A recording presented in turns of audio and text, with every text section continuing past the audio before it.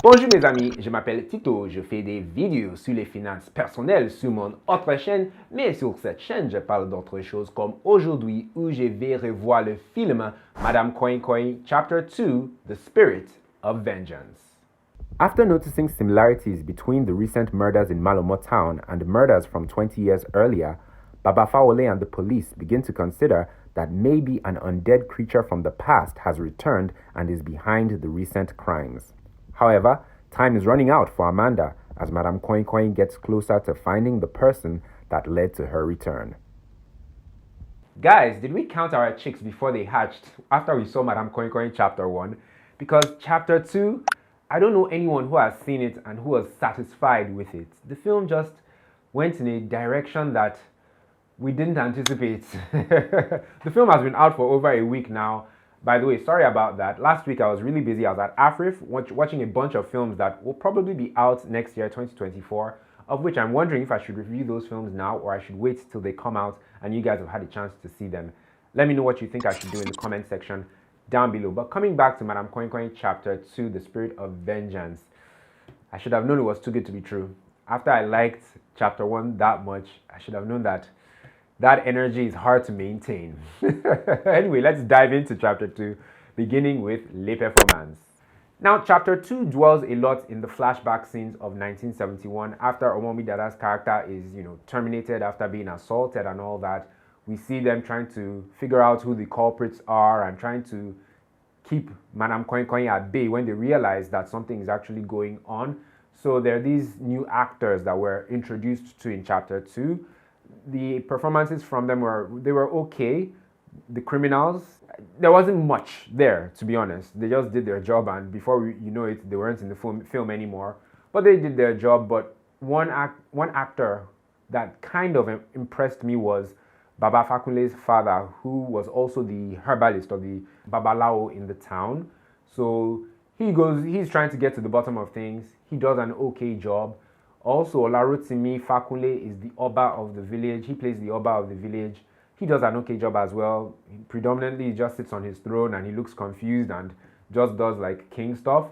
There wasn't really much acting. He didn't even lose his temper or anything like that throughout the film. Chioma Chukwuka was also back in the flashback scenes, and I'm kind of surprised how they didn't even, it didn't look like they attempted to age her, to make her look younger in the 1971 scenes, or to make her look older in the 1991 scenes. She looked the same. And then the guy who played the younger version of Baba Fawole, back in 71, he did okay as well. To be honest, the performances in Chapter 2 were rather basic, if I'm being honest. Even the 1991 characters like Mother Superior, Lashe, and the other boys, we don't get to see them that much in Chapter 2. And as a result, there isn't any strong acting from any of them, in my opinion. The only person from the 1991 scenes, right, that kind of impressed me a little bit was Bolaji Ogumola's character. And as you know, she played Amanda's mother. I was surprised to see her back in the film. I didn't think we were going to see her again. But she shows up and she does a good enough job. And yeah, that's as far as the performances went in Chapter 2. Ce que j'ai aimé. I liked the sound design in Chapter 2. It was okay. It wasn't as good as the sound design in Chapter 1 because I got more chills from the sounds in Chapter 1 than I did in Chapter 2. And also the 1971 scenes were not bad. It looked tastefully done. Ce que je n'ai pas aimé. Chapter 2 dragged. I'll admit Chapter 2 did drag. Some people said that Chapter 1 dragged, but I objected to that because I really enjoyed Chapter 1 and I saw the use of the long scenes and all that. But for Chapter 2, I couldn't justify the lengthy scenes and how they spent so much time investigating and trying to find out if Madame Coin Coin was actually back and if she was the one behind these murders. It just felt like it took so long when they should have been doing other things, like popping many of the numerous characters that they could have popped in this film. Instead we just spend so much time going around and talking and having dialogue that could have been much shorter than it actually was. So it dragged. That's number one. Number two, it felt like there should have been a dynamic between Sister Ruth, played by Chioma Chukwuka, and Omowunmi Dada's character. At the end of part one, they established that they're friends before the terrible thing happens and all that. But I think us, the audience, were hoping that we get to know more about their bond or their friendship and maybe things that, just something else that could have been tied to the death and the fact that Sister Ruth had the ability to talk Madam Koin Koin out of committing or out of terminating victims, other than the fact that they were that they were friends 20 years ago. It felt like there was something more between both women, but we don't get that in chapter 2, and that was rather disappointing. It was quite a letdown. And what else? Some of the characters that they got us really invested in chapter 1, like Lashe and the other boys, and Mother Superior, and maybe even Amanda. Well, Amanda did get a bit more screen time in chapter 2, but there are characters in chapter 1 that we were a bit invested in, but in chapter 2, they take such a back seat that you almost forget that they're in the movie at all. And that was it was a big letdown for me.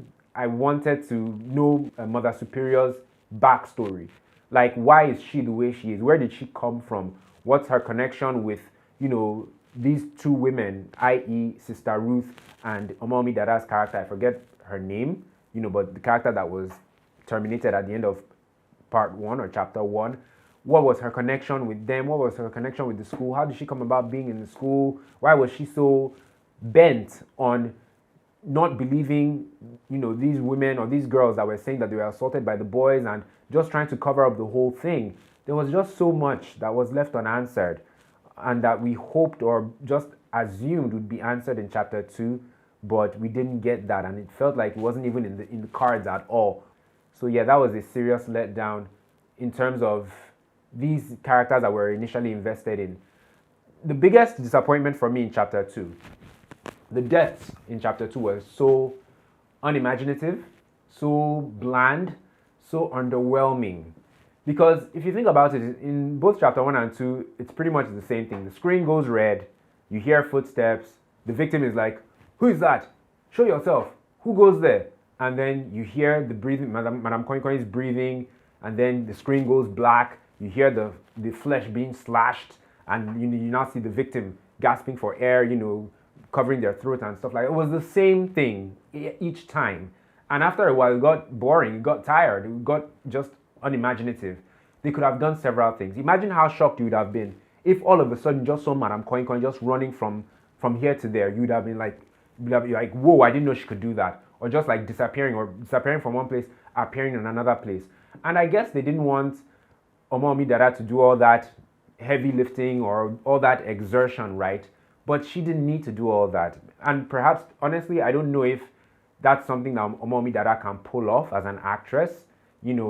A like fast and energetic creature playing that kind of character. But fine, even if Omowunmi Dada couldn't pull that off, they could have gotten a really good stunt woman and put her in the costume and the makeup, and they didn't even need to show her full face.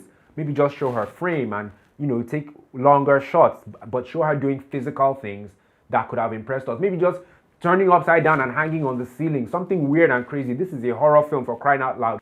But no, everything was just the same.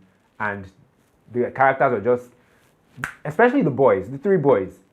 These guys that committed this heinous crime in chapter 1, a crime that they made us sit through and that triggered many viewers, in that assault scene at the beginning. They made us sit through that triggering scene without giving us a satisfying and befitting termination of these three young boys. It was just 1, 2, 3, they were out like that. And you're like, these boys, surely they deserve worse than that. We've been watching all this while, waiting for them to get what they deserve, but you just take them out like that. And it's not as if Madam Koin Koin was even coming for them. She was actually coming for Amanda, and she just cleared these three boys out of the way. These three boys that did this terrible thing in chapter 1. So what are we saying here? What's going on? So Madam Koin Koin's objective is just Amanda, because Amanda is the daughter of some jerk from 1971. And then let's talk about that. She now has Amanda and all these other people in the room, like Mother Superior's assistant, who she's popped, Baba Fawole, Deyemi's character, the policeman, Chioma Chukwuka's character, Sister Ruth. All of them are in this room and she still isn't able to terminate Amanda, who all this apparently is about. And Sister Ruth talks her out of terminating Amanda. It was just so disappointing. And in this film, there are so many characters that could have been terminated. Imagine if Madam Koin just went on like a rampage in the school one night. Just imagine that. I mean, we don't see that too many horror films from Nollywood. So they could have done a lot of things. They could have gone crazy and we would have gone with it. But no, it seems like they took the easy way out, or the easy route. In conclusion, guys, it's not as if Madam Koin Chapter 2 was a bad film. It was actually okay. It's just that Chapter 1 set the bar really high, yeah? So Chapter 2 had a tough time keeping up. But, I mean, when you're a filmmaker and you have your script, you should know the pacing of your film. Typically things should, build over time and let there be like a nice high towards the end. But I don't know, it seemed to be the other way around with Chapter 2 and Chapter 1 of this film. Another argument that I saw a lot after, when the film came out, rather, was whether or not this film should have just been one film as opposed to two. I don't know, because I enjoyed Chapter 1 so much, I'm okay with it being two films like it ended up being, but I do see the argument or the benefit of, or how it would have worked if it was just one film, albeit a rather long film, maybe almost 2.5 hours, right? A lot of things could have been taken out from Chapter 2 and maybe Chapter 1 and condensed to create just one film. I think people would have liked it better or appreciated it more that way. And also if it was just more satisfying in terms of the writing, the character development, and the fear factor. Yeah. Surprisingly, Nemsia Films, they're releasing Breath of Life, which comes out on Prime Video in December. I was at the premiere last Friday, so I've seen it, but it comes out on December 15th on Prime Video. But Nemsia Films told us about some of the films that they're releasing in 2024, and one of them is Lady Koi or Lady Koin, which is their own version of this whole Madam Koin thing. So let's see what their rendition of Madam Koin looks like when it comes out in a few months. Yeah, time to rate this movie. I rate Madam Koin Chapter 2, The Spirit of Vengeance, with 2 jollofs over 5, which is a serious drop from the 4.5 jollofs over 5 that I gave Chapter 1. If you enjoyed this review, guys, please do me a favor and like the video by clicking on the like button, and subscribe to my channel as well by clicking on the black subscribe button. That's very important. Please don't just watch and go. Subscribe to the channel. On this channel, I don't just do Nollywood movie reviews. Sometimes I talk about relationships. To check out some of my relationship videos or my past Nollywood reviews, you can click the card in the corner of the screen. And you can also check out the review of Chapter 1 in case you haven't seen that. Now, I also have another YouTube channel where I have a podcast called the 30-Minute Podcast. I'm very proud of that podcast because on that podcast, I really open up. I talk about vulnerable things. I talk about faith a bit because I'm a man of faith. And I enjoy the podcast, and I really want you guys to check it out. To check out the 30-Minute Podcast, you can click the card in the corner of the screen, and you'll be linked to the channel where I host the 30-Minute Podcast. Season 1 of the podcast is actually on this channel, so you can check that out as well. So check out Season 1 here, but Season 2 has moved to its own channel. So please check out the new channel, and most especially subscribe to that channel as well. Because it's new, I'm trying to build or grow the numbers over there. So please check it out and do subscribe. I would really appreciate it. Thank you guys so much for watching this review. Remember to let me know what your thoughts are about Madam Koin Chapter 2 in the comment section down below.